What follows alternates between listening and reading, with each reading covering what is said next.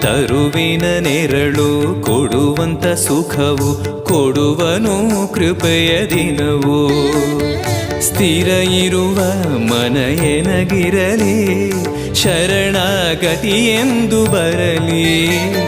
ಭಗವಂತನ ಪ್ರಿಯ ಮಗನಿವನ, ಸಾರಿ ಬದುಕು ಇರಲಿ.